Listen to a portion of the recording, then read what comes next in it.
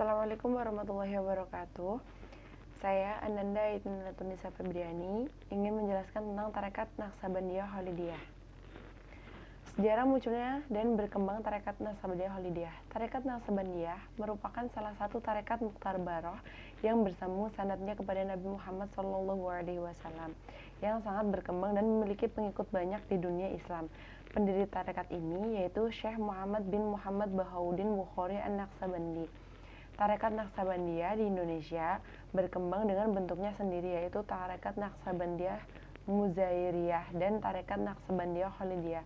Tarekat Naqsabandiyah Muzairiyah bersumber dari Muhammad Saleh Zawawi dan tersebar luas di daerah Pondok Pesantren Madura dan Jawa Timur.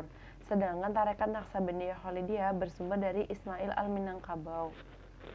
Perkembangan tarekat Naqsabandiyah Khalidiyah didorong ke arah yang lebih modern oleh Maulana Khalid Al-Baghdadi. Maulana Khalid memiliki peran penting dalam perkembangan tarekat Naqsabandiyah Khalidiyah, sehingga keturunan dan pengikutnya dikenal sebagai kaum Khalidiyah. Bahkan Maulana Khalid dianggap sebagai tokoh pembaharu Islam pada abad ke-13.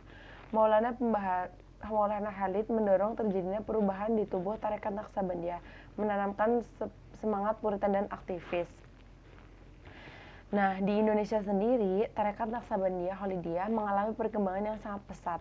Tokoh di balik perkembangan tarekat tersebut salah satunya dipelopori oleh Syekh Ismail Al-Minangkabawi yang hidup pada tahun 1125 sampai 1260 Hijriah yang berasal dari Minangkabau. Ia juga dianggap sebagai tokoh tarekat pertama dari Minangkabau yang masuk dalam penyebaran tarekat Naqsabandiyah dan dikenal dengan nama lain yaitu Ismail Simabur.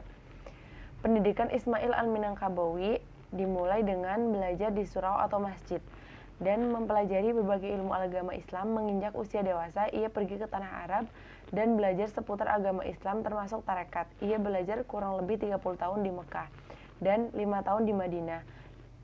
Ismail Al-Minangkabawi dibaiat masuk tarekat Naqsabandiyah Khalidiyah oleh Khalifah Maulana Khalid, yaitu Abdullah Ar-Zinjani di Makkah. Nah, tokoh-tokoh dari tarekat Naqsabandiyah Khalidiyah yaitu ada 3. Yang pertama Maulana Khalid Al-Baghdadi, yang kedua Abdul Al-Qadir, yang ketiga Syekh Ismail Al-Khalidi Al-Minangkabawi.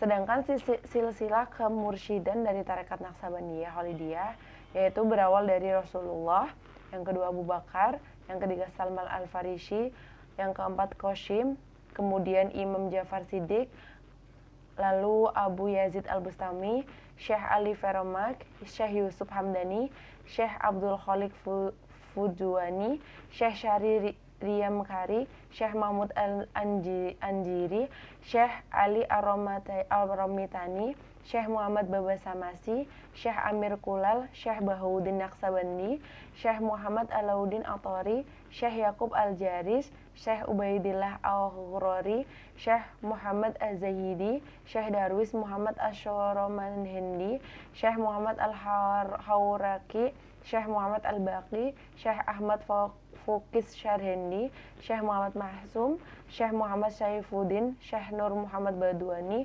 Habibullah Jamdani, Syekh Abdullah Ad-Dahlawi, Syekh Maulana Khalid Abdullah Afandi, dan yang terakhir yaitu Muhammad Hasan. Doktrin dari tarekat Naqsabandiyah sendiri yaitu 3. Yang pertama tarekat, yang kedua zuhud, dan yang ketiga suluk.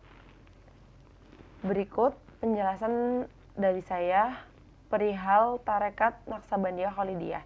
Sekian dan terima kasih. Wassalamualaikum warahmatullahi wabarakatuh.